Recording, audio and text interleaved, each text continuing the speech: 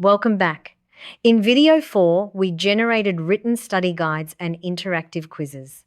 Today we're exploring multimodal learning tools inside Gemini Notebook. In this video, we'll cover how to generate custom audio overviews, the AI-hosted podcast summaries, and how to instantly turn your source material into visual infographics for auditory and visual learners.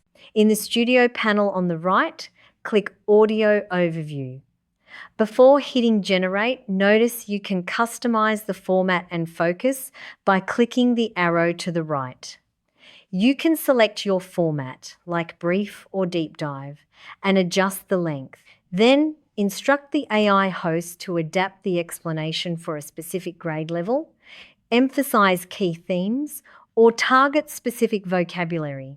Hit Generate, and your tailored audio overview processes right inside your studio. Next is a quick preview of the generated audio overview in action. This is the brief on Victorian mudlarks.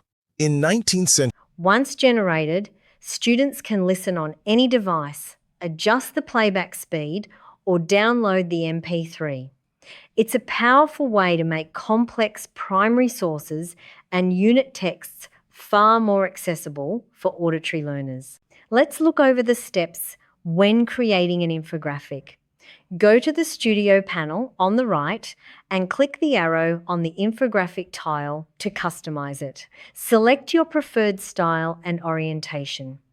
Then add a prompt description specifying what you'd like to highlight.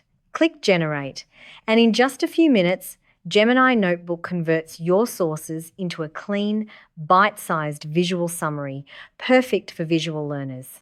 Here is the final generated infographic on Victorian mudlarks. Notice how Gemini Notebook organizes complex unit sources into structured sections, from scavenged materials and daily wages to occupational hazards and living conditions. You can download or export this visual directly to share with your students or display on your classroom board. With audio overviews and infographics, you can differentiate instruction for every learning style without spending extra hours building custom media. In our final lesson, video 6, we'll look at how to connect your Gemini notebooks directly to Google Classroom and the main Gemini app for a complete teaching workflow. See you there.